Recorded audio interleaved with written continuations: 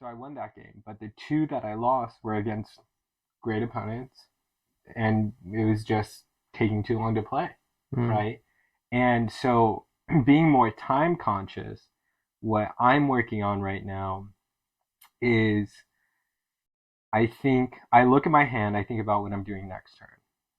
And then I also ask myself the question, what could happen that would make me lose this game? And then how do I avoid that thing? Yeah. Right?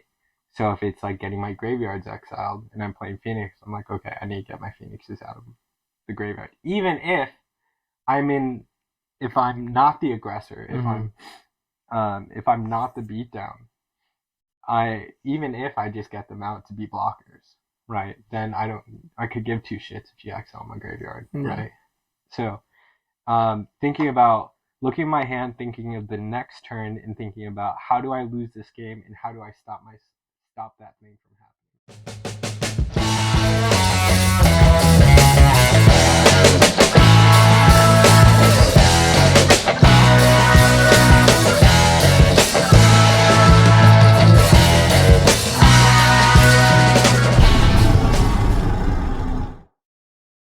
Welcome to another episode of Always Choose Violence MTG. Where words are words and things are objects.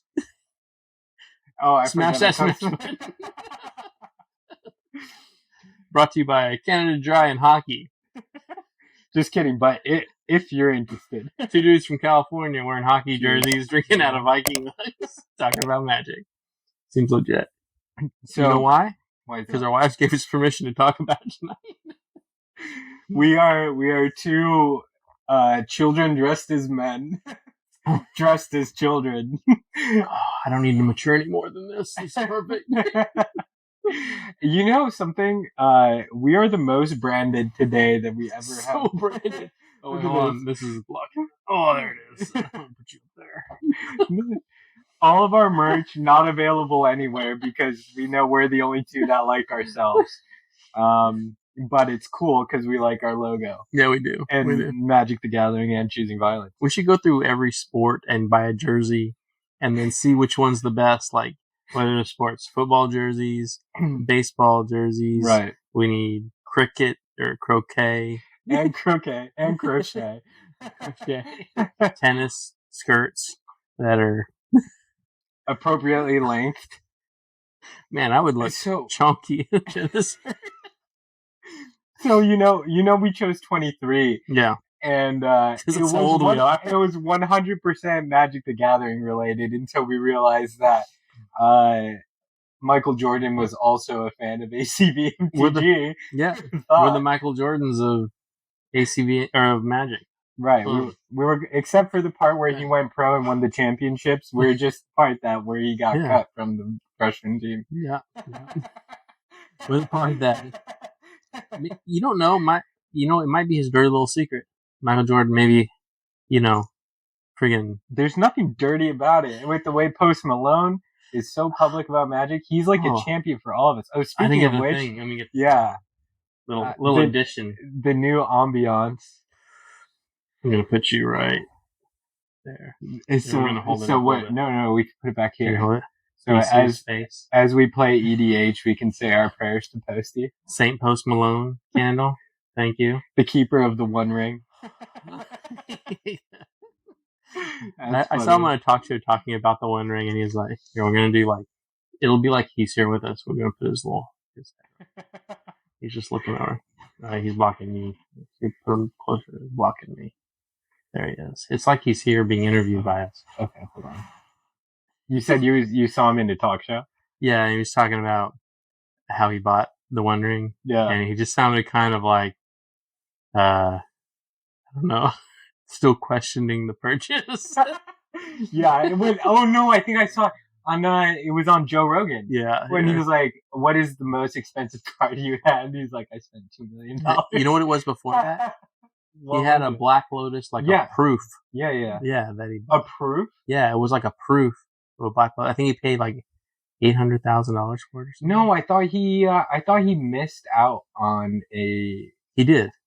But he got an actual artist proof of a Black Lotus. Well, by Richard Rush. Nice try, Saint Posty, but it was one of his miracles. But what's new, man? What are we talking about today? Oh my god, what are you playing? Like Huh? what? Like you've been playing standard, haven't you? I've been playing standard. I've been playing limited. I've been playing everything that I thought I would win at, and still haven't found the format. You know, I think you're diving into limited. I know when that started, when it was wasn't one of the Pro Tours going to be limited or something, or No.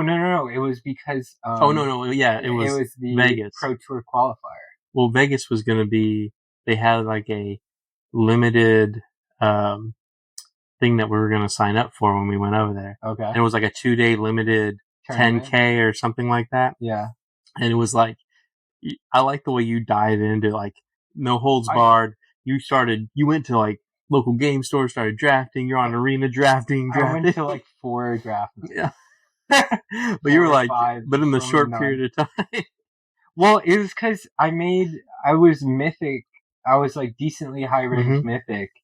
And I was planning on, before my day job had other thoughts, I was planning on doing, you make it to top 250 mythic, you automatically get into day 2 of the qualifier weekend. The format for qualifier weekend was MKM sealed. And that's it. I did like 10 or 12 like MKM sealed pools. Yeah. And then I was around the world instead of playing qualifier weekend. That's how life is. Sometimes you just have to go to work. Stupid. Sometimes you can't choose violence. Sometimes you have to choose conformity to social norms. Yeah. Someone's got to pay for the magic cards. Yeah. Me and my wife had a long discussion about going to Vegas, by the way. Oh, really? And where are we sitting at? Well, first of all, when I brought it up, she was not worried that we were going to go like hook up with anyone in Vegas. That was not an issue, which kind of made me a little sad. You don't think I have it in me? 2 dudes out in Vegas, like, yeah, we're going to go friggin' tear up that town. But they're like, she goes, I know 100% you're going to play Magic for 3 days straight. Nonstop. Come back an empty shell of a human being. I don't know what happened. But it's still in limbo. It's like, I don't know if it's going to happen. This is our negotiation. Yes. The Camp David's Accords of MagicCon Vegas 2024. Will we be there or willn't we be there? How about you? How are your negotiations going? I'm the man of the house. I tell her what's what. Yeah, right. I think everyone knows in a happy relationship that's not true. I was bragging to my wife about your exit from our last game. Gotta go by. Yeah, it was like, that's our agreement. There is no explanation needed. It's understood that our wives have found us. We've been playing games. And we have to quickly pull up porn. Yeah. No. I've been looking at it. Ooh, look. Naked women. No, we immediately unplug the computers and like destroy the servers, throw them in the microwave, burn all of them. No. I don't know what you're talking about. The whole protocol. You'll never take me alive. Yeah. But this is an agreement we have. We are allowed to just disappear on a moment's notice, no explanation, and it's an understanding. We were having a great time playing Arena, and we were switching formats. I was shuffling. Oh, no, it was Spell Table. No, we were doing Pioneer on that. Yeah, Pioneer. I had just built, I built you were building a Gruul deck. Because I put together, Yatarka with the, Mole God in it. Oh, that's cool. Yeah. We'll try it out tonight anyway. Hopefully. See how it goes. Dude, Pro Tour Chicago happened. That was exciting. I should bring up the results of that. And I'll be right here. You keep. How much did you catch on the phone? I was literally watching Pro Tour Chicago most of Saturday, and then the second I caught Sunday, the semifinal games. Yeah, and you know it's Seth Manfield, of course, with his so beautiful freaking Rakdos. I'm so happy for Team Channel Fireball, honestly. Yeah. I mean, they're batting 1,000 for Pioneer Pro Tours right now. Like, and the fact that both Pioneer Pro Tours, they innovated something. You know, in 2023, it was that Is It Creativity deck with World Spine Worm and Xenagos. Yeah. Right? And now it's Rakdos Vampires. Yeah, so... Your flashlight's on. Shut up! The magic boomer. Your flashlight's on. Yeah. I know how technology works. So, I'm pulling up the results. Are you pulling yours up? Okay. Yeah, so... I caught the majority of the top 8. And, surprisingly, Lotus Field was out there doing good work. Like, surprisingly, I thought... Was that surprising? I told you before the Pro Tour. I know. Before but I still Pro Tour, I said go buy your Archdruid Charm. I got him. You did? Yeah, mine came into that. I always obey what you say now. Ever since the Shieldred incident, I never disobey anymore. Well, let's talk about the cards before we talk about the Pro Tour meta game, because I was surprised. Like, talk about calling your shots. I called a bunch of shots with Markov and landed. Okay. Fucking Vein Ripper. I rolled my eyes at it. I was like, whatever. I bought 4 showcase foil Vein Rippers, and I'm like, bro, this is good. Yeah. And the price you paid for those 4, I bought 2. No, I bought 4. Each of them cost the same price as like one of your whole set. Oh my god! Yeah, it was like painful, but the thing is too, because I'm not very good at Magic. It's like I look at a card. I told you it's the Shieldred effect. Like I look at a card like, this is neat. I should get a playset. I think you know what the last one that burned to me was Rot Priest. Venerated Rot Priest, but it is good. It is. It's Bant Toxic is like a cornerstone of Standard. But how much are they worth? It's like how much I paid for them? How much did you pay? Like almost $50 for a playset. Really? How much are they now? They're like maybe $6 or $7 a piece. You paid $50? What, did you buy them in pre-sale? Yeah, I was very excited. Well, I thought it was such a cool way to get poison counters. There's got to be a way to mess this up, and there was, but it's just not competitive enough. So. Well, it's not in Pioneer. In Pioneer, yeah. Or, I mean, the Eternal formats, which really drive it. Although, there is a new card that has poison counters. Yeah, it's like 2 black. Yeah. You're talking about that one? The one that just came out in Markov Manor? Yeah, it's like when a card leaves the graveyard or something? Or what's it do? Yeah, hold on. I'll race you to it. Scryfall faster than me. I've been Scryfalling for years, Sonny.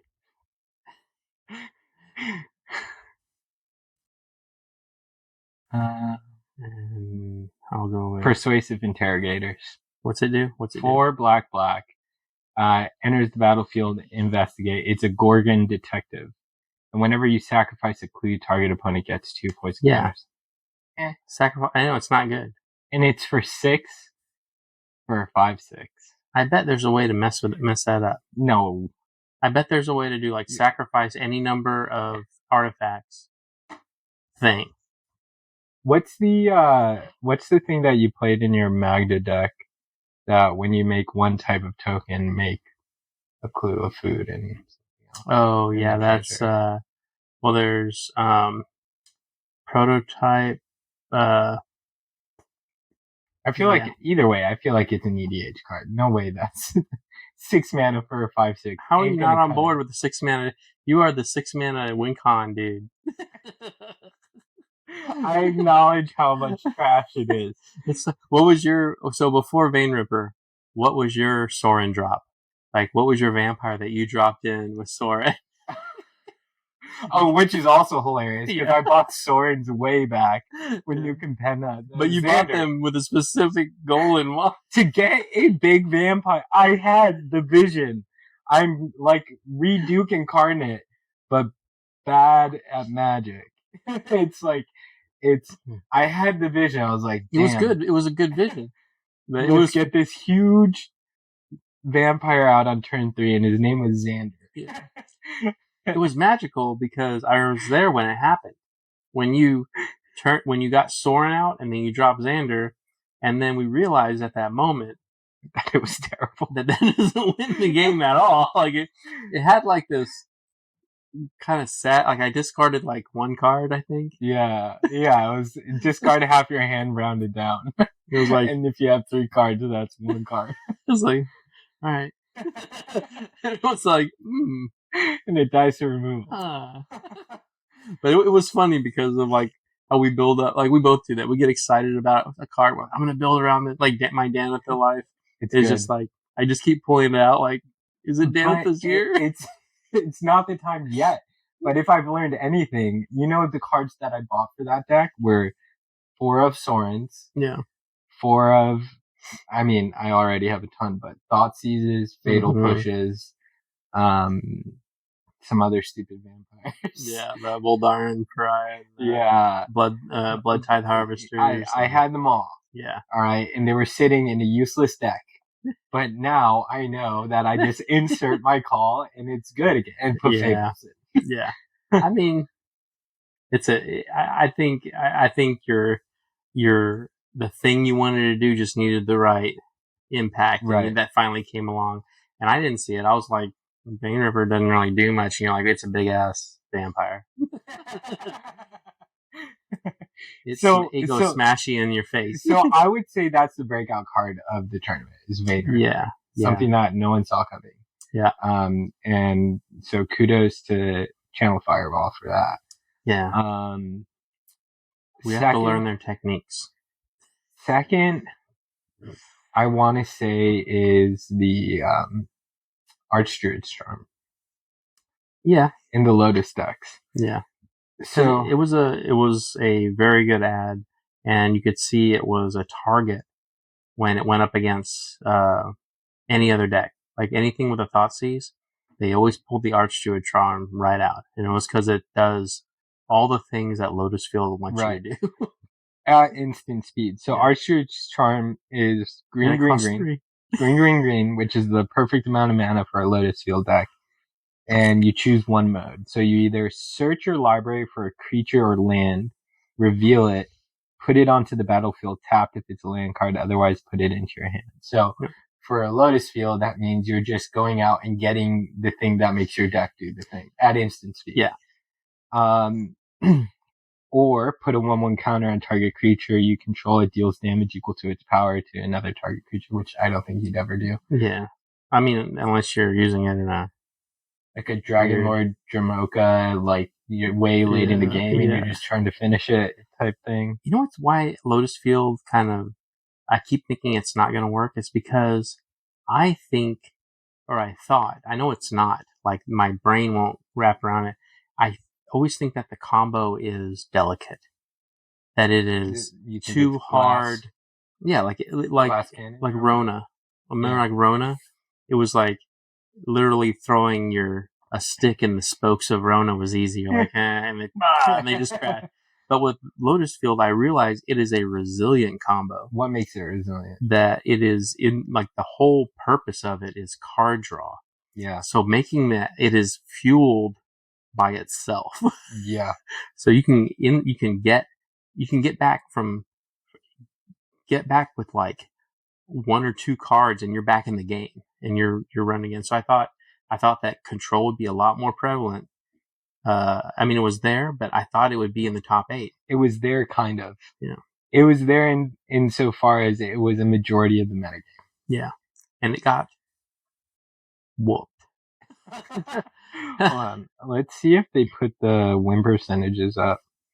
Pro Tour Chicago.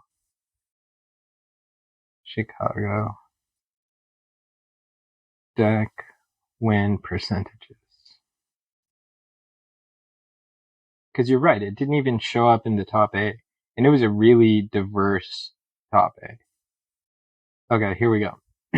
So Frank Karsten put up the metagame breakdown. And for everyone's essay... And that was up ahead of time. Yeah, this was ahead of the Pro Tour itself. Is it Phoenix represented roughly 18% of the metagame, followed by Azorius Control at 14%. Then Rakdos Midrange, of which the Vampires was not included as a part of, is 14%. So that's the normal Rakdos Midrange. Then Lotus Field right after that at 9%.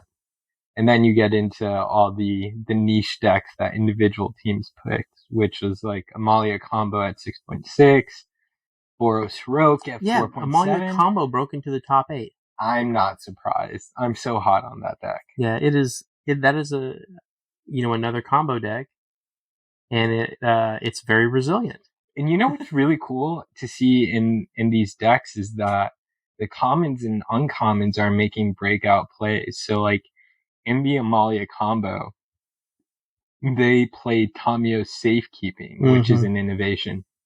It's a common from Kamigawa.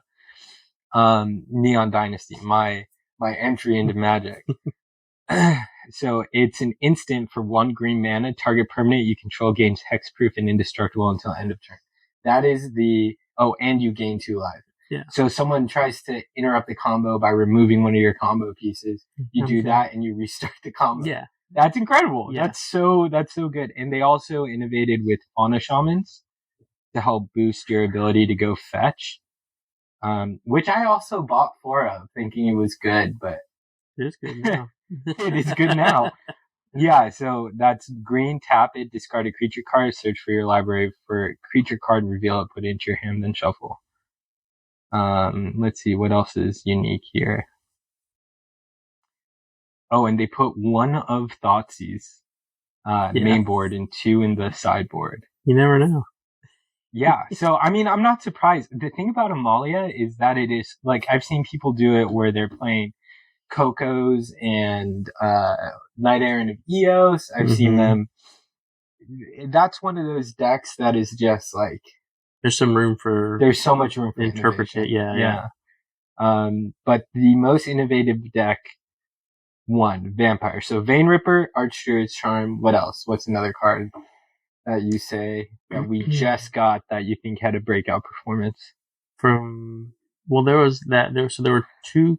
I thought there were 2 cards in the Rakdos Vampire deck that I hadn't seen in competitive play before. There was the 3-drop Preacher of the Schism. Yeah, that's it. Preacher of the Schism. Yeah, also newer. It came out with Ixalan. No, that was an Ixalan card? Yeah, it's in Lost Caverns of Ixalan. So it's a Rare, 2 and a black, Death Touch. So it's for a 2/4. And whenever it attacks the player with the most life or tied for the most life, create a 1/1 vampire creature token with lifelink. And whenever it attacks while you have the most life or are tied for the most life, you draw a card and lose 1 life. That's just good. That's so good. And at a 2/4 with Death Touch, it just discourages everybody from attacking you. You know what's funny? What is not in the Rakdos Vampire is Knight of the Even Legion. Like the 1-drop vampire that... Oh, yeah. It was like, it always seemed like whenever I started building vampires, that was the first card I put in. You went. And they didn't. They put in Voldaran Pariahs and Bloodtithe Harvesters for their card draw for both of those. And here I am, dorking around. Here are us, not Pro Tour champions. Yeah. Oh, what about this card? I didn't really see it played. Well, Krenko's Buzz Crusher? Yeah. I guess that was supposed to be the Lotus Field response. This is supposed to be the Lotus Killer. So Krenko's Buzz Crusher is 2 red, an Insect Thopter artifact creature. Yeah. Has flying and trample 4/4.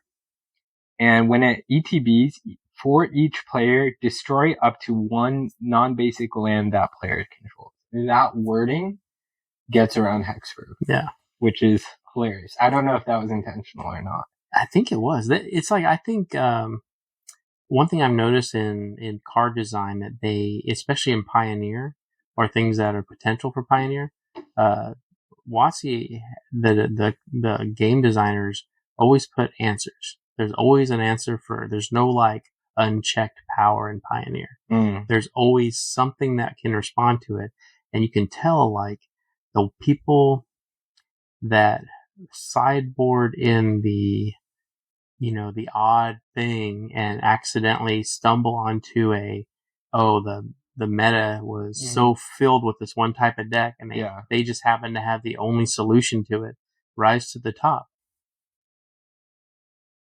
So, but speaking of which, JDP, the kind of like the reigning world champ, I believe he won the Worlds last year.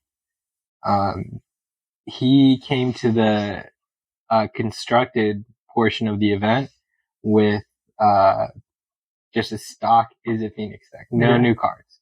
The only innovation on it, so it was like 4 Pricklock Pranksters, 4 Ledger Shredders, 4 Arclight Phoenixes, your normal slew of... Did you still play Thing in the Ice in that? Maybe in this... No, actually no. And there's no real reason to, because of the anticipated lack of creature-based decks in the metagame. But he played like 1 Jawari Disruption, and that was the one thing that everyone was like, I guess that's new. Tip the scales. Yeah. I mean, he didn't make top 8, but Phoenix was there. Yeah. And I think it was the Phoenix that was actually a Grixis version. Let me take a look. Arclight Phoenix. Alright, this was Adam Edelson's deck. No, this is stock.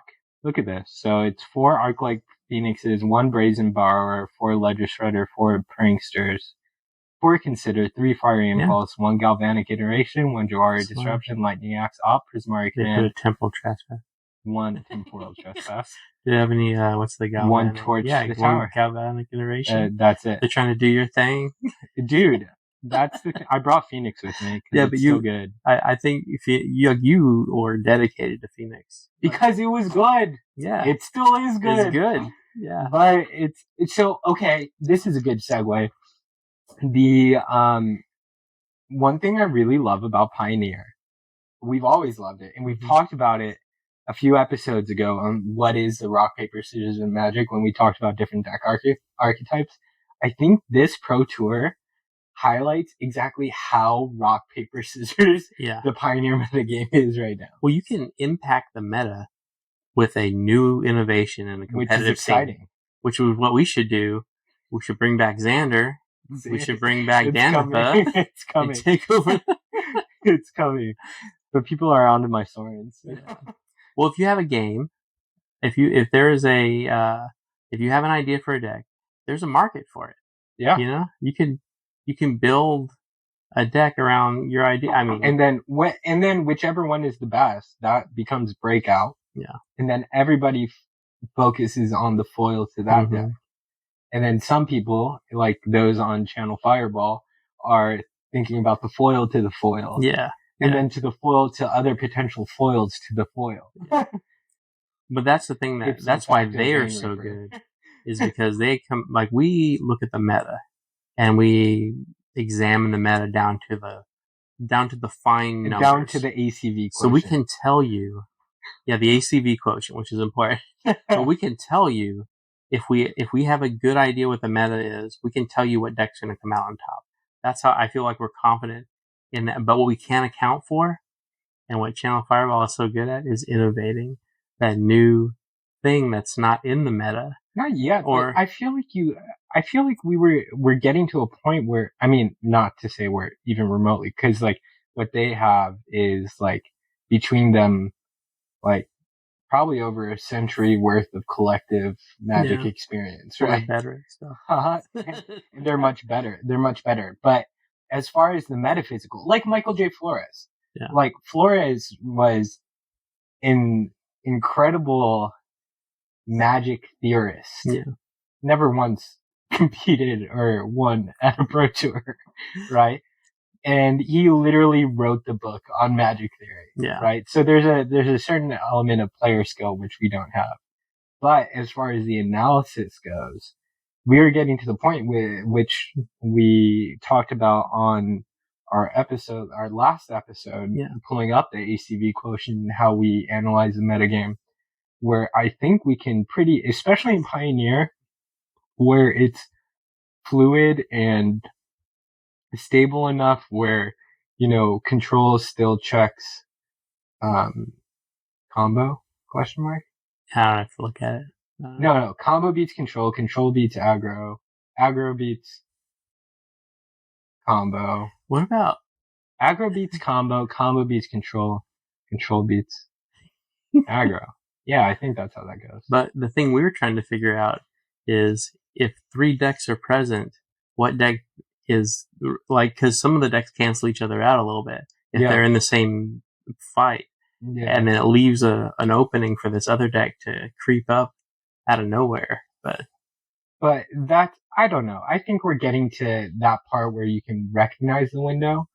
I think innovating is a challenge because that requires knowledge, right? I think one of my greatest professors in college told me, like, you may be a lot smarter than me, but I know a lot more than you do. And I'm like, damn, that sits with me today. Rest in peace. That was some wisdom, right? So one is knowledge, right? Because they know what cards have been competitive across multiple iterations of many standard formats back to the beginning of the game. Yeah, and that's what's fascinating. Like when I first started playing Magic, I was just so hyped to see a player know the game so well that they didn't even, they could just see the corner of a card and know what it was. And I would do that with other players. I'd be like, show them a corner of a card and they, that's, that's a Gideon, or that's a, that's this. And they would know it, and they would know it so well, almost down to the flavor text.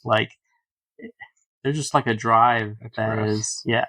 Yeah. So, I mean, I think that on top of player skill, I think that's where, we lose out. I think, that's where I've kind of grown to really appreciate limited, because I feel like limited is the great equalizer. Yeah. You've gotten really good at that. I haven't won anything. In theory. Right. I also went to the sealed RCQ and went 0-3 and dropped.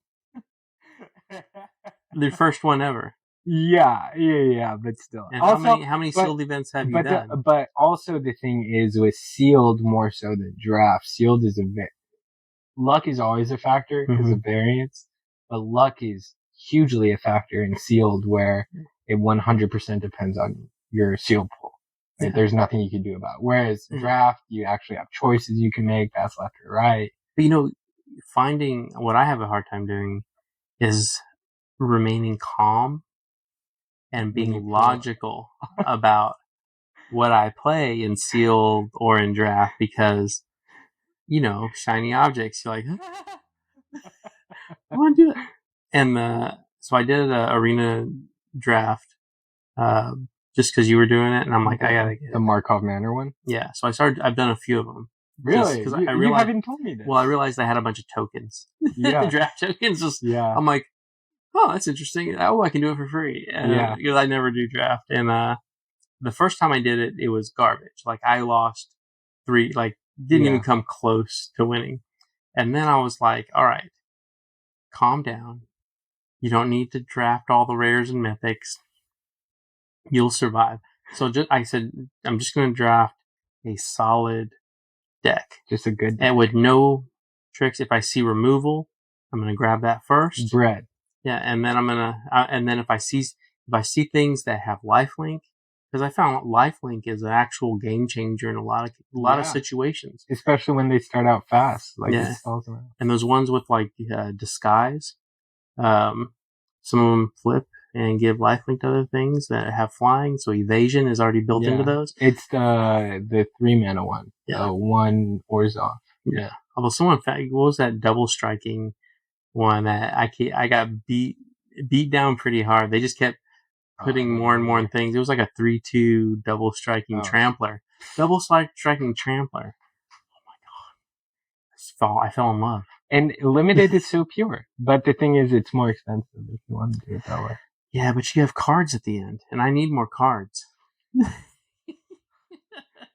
That's the organized part that I'm willing to show people. Yeah, if you come back for ACV MTG at night, we'll show you the pile of cards off screen. It's really gross. On our Patreon. Yeah, on our Patreon. And OnlyFans. Smash that OnlyFans fan. No, so those are impactful cards. The metagame's huge. And like hugely diverse. Yeah. It's nice and healthy, and it makes me like, how is Standard? I heard Standard is Boros Convoke. But it's not. Well, Standard shifts in a way that I don't quite understand yet. So I play Standard on Arena mostly. And last season was when Amalia broke out. Mm-hmm. And I went from bronze to diamond on just Amalia combo, best of 3. And then I got up there like diamond. In Standard? In Standard. Or sorry, in Explorer, in Constructed, oh, yeah. Right. And I got up there and then I started teetering, right? You know when you realize you're at a threshold, you're benching 225. And I switched over to Standard because back DreamHack San Diego, we went to that. When was that? Last summer? Yeah. Yeah. Was that last summer? So DreamHack San Diego, Band Toxic took it. Or didn't take it. It was in the top 3 or 4. And Nathan Stoyer was piloting it. And that caught my attention because I bought a playset. I bought multiple playsets of Skrelf. I bought playsets of Venerated Route Priest. Multiple playsets of Skrelf. And most of that deck is commons and uncommons. And we buy the commons and uncommons. Yeah, and you gotta understand this, you gotta understand this guy a little bit. When I introduced Commander to this guy, it was like, we played, it was like, what was it, Planeswalker decks or something? Like, we did like, I was playing Commander, you can borrow some of my decks, and then like, the next day, you show up with an Atraxa Praetor's Voice deck. Like, like a $300 deck. Cause like, oh, this looks good. And like, you went from 0 to I'm all in. I was shocked. Like, I was like, oh my god, what have I done? Like, I was like, do you have one of these? It would be like saying, hey, you want to try some crack? And you're like, I'm on crack now. I went straight to crystal meth. It was so like jarring to me because I'm very like cautious about it. I remember when I was buying into Modern Jund. And then Modern Jund was a big deck years ago, and it's still a big deck because Modern doesn't change. Modern Jund is like, if I showed up with Modern Jund, people would be like, "What are you doing here?" But when I was buying it, I was literally like, "Okay, I'm gonna start watching Liliana's, and I'm gonna wait for them to drop." And I would watch it for 2 or 3 years. I would watch it. Okay, now. Oh, and back when they were like $40. Or like $90. They would like, Liliana's got up to like $90 each. Wow. Yeah, and then I'd wait for them to drop. Same thing with like Cavern of Souls. I cracked mine in packs. Yeah. Oh yeah, now they're like, that's heartbreaking too. Now I know why game stores are hesitant to buy into that stuff, because you have a $90 card and all of a sudden reprint, and then it's worth $7, and there's in 9 different variants. And if you don't get the anime version, it's not worth it. Yeah, it's not even worth playing. But you're saying like you're much more careful. Yeah, I tiptoe like especially lately, because you're experiencing it. We have a lot of cards now. Do we? They're everywhere. And sometimes you buy into a card and you're like, it just sits there for a while. So I'm like, well, I'm just going to wait And the amount that I would spend randomly buying things, like speculating on the market, like, then I like hold like, and after Venerated Rot Priest, I was like, I'm gonna hold off. Yeah, it hurt me inside. The only one before that I bought into early that I thought was Teferi Time Raveler.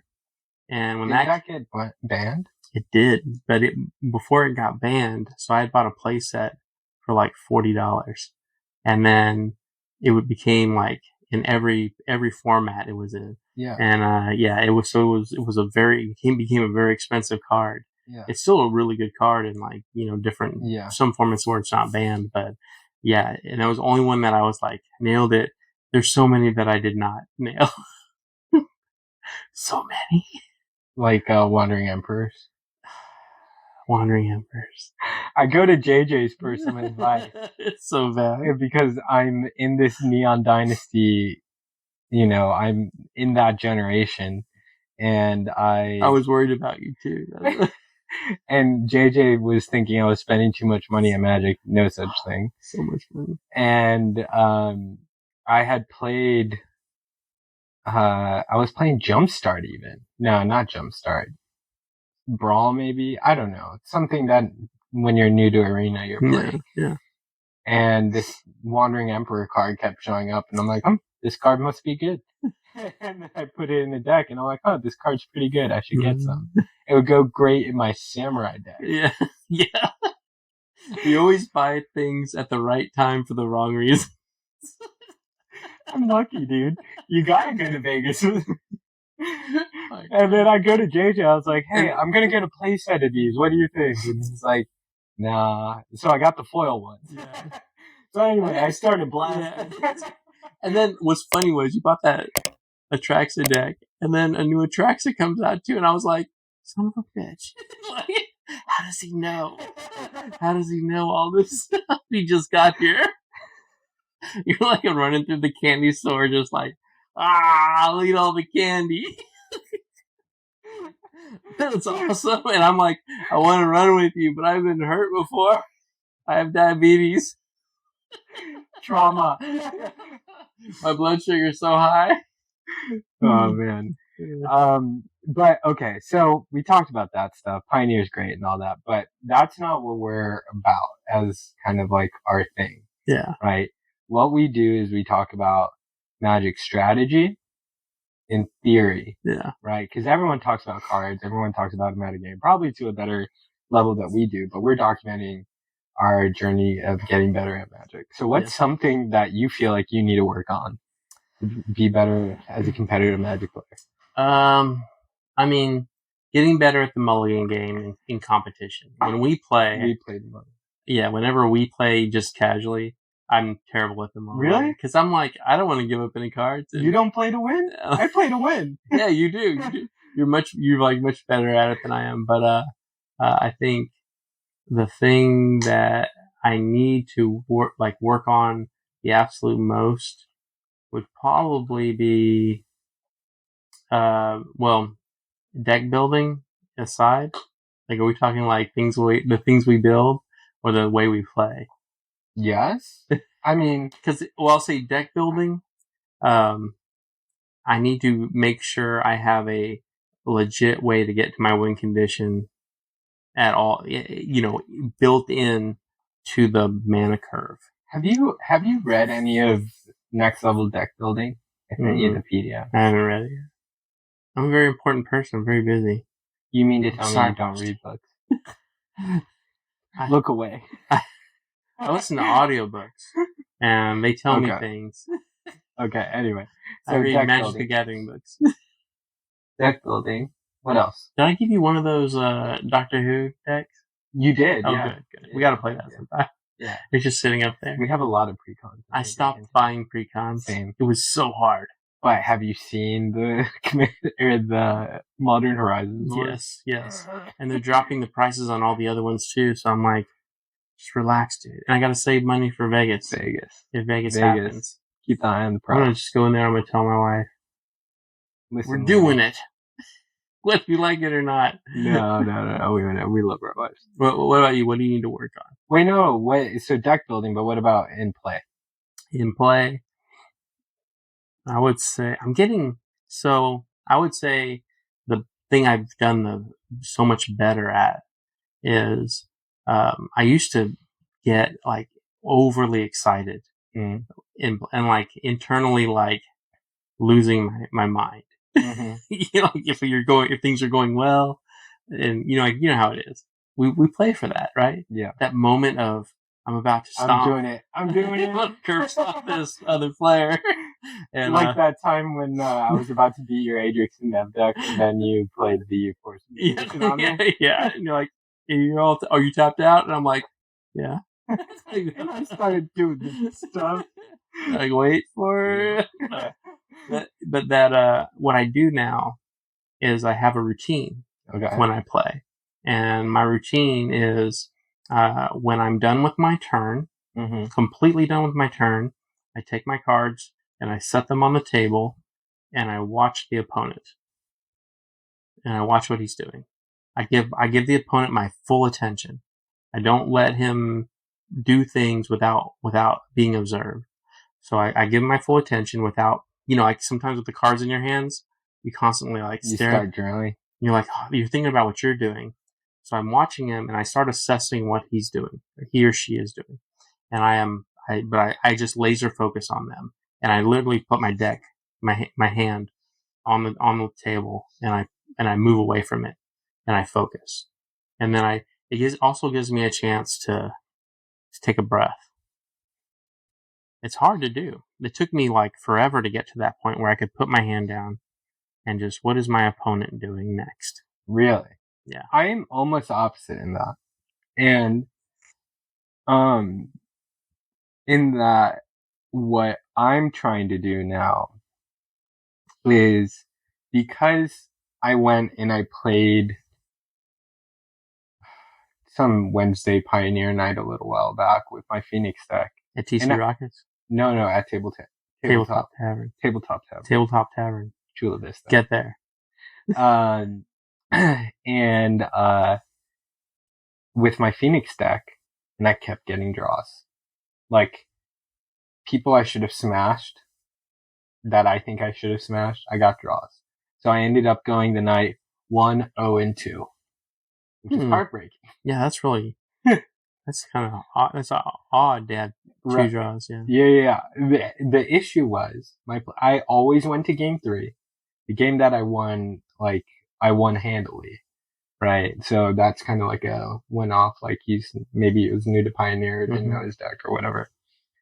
So I won that game, but the 2 that I lost were against great opponents, and it was just taking too long to play. Right. And so, being more time conscious, what I'm working on right now is, I look at my hand, I think about what I'm doing next turn.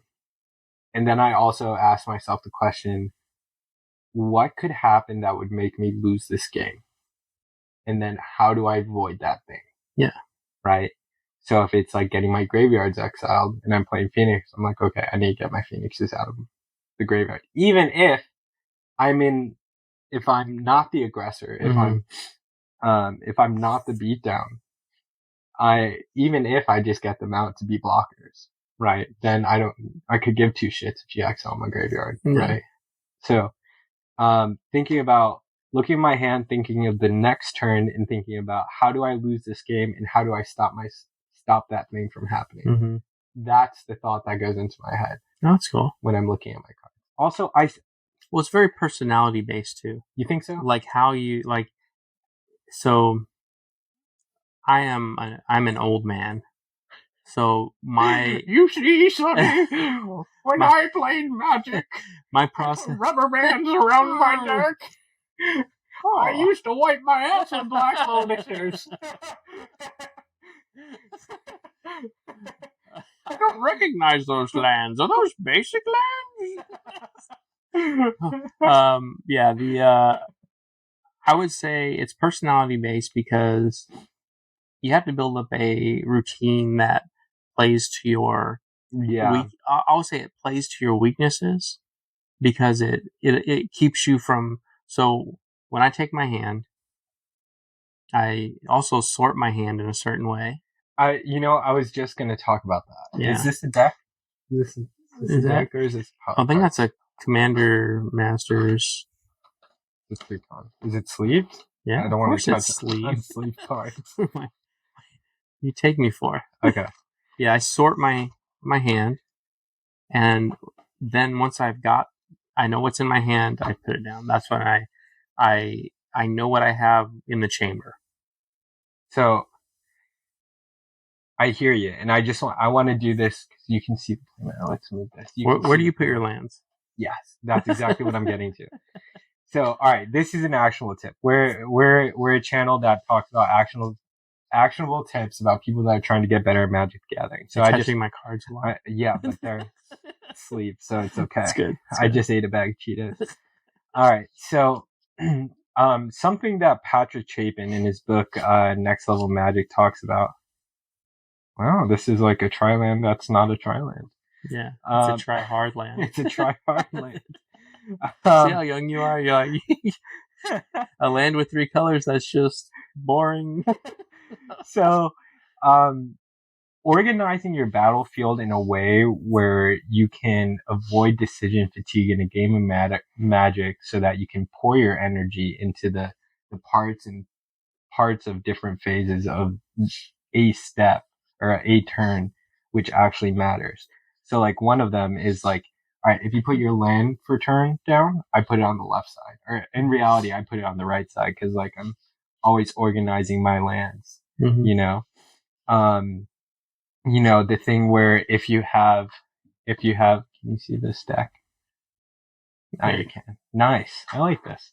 So if you have an upkeep trigger, you put a die or something on top of your deck. So when you go to reach for a card, you're automatically, you can forget because you have a system in place that allows your mind to, when you see that thing, recognize what has already been done. Yeah. Like I've already put a land down. Oh, I have an upkeep trigger. Let me physically remove that, do the upkeep trigger, then draw a card. Right. So that's an actionable step. Organize your battlefield in a way that allows you to take mental shortcuts in the game of Magic so you can focus your energy on the decisions that matter. Now, how do you organize your hand when it's in your hand? Oh, like do you have a way you keep going back to? Kind of. So when it's not my turn, I put the lands in the back because someone once told me, I can't remember if this was a tournament or something. Someone once told me that in a hand you can't have lands facing you. I don't know. I don't think it's true, but it's anyway. I'm like, okay, I don't need to look at these fucking lands anyway. I actually put mine in the middle. Deck.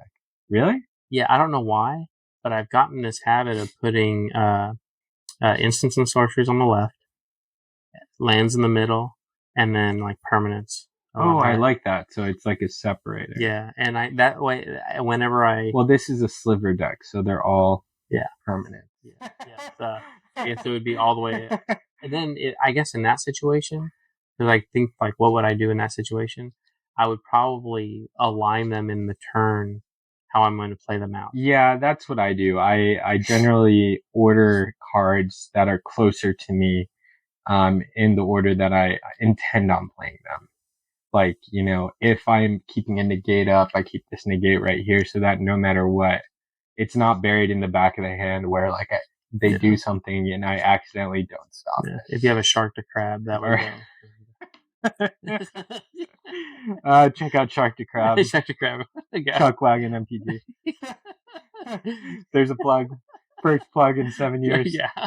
Poor Chuck. Yeah, Chuck is a good friend of mine. He's, we played Magic together for many years and made many decks together. There you go. R.I.P. He's still alive. He's in Michigan though. So it might as well be. Just kidding. Yeah. All right. So that's all I got. We want to play some Magic? Yeah, let's play some. All right. We're going to stop this stream. We're going to start another stream. We're going to play some Magic. So see you there. All right.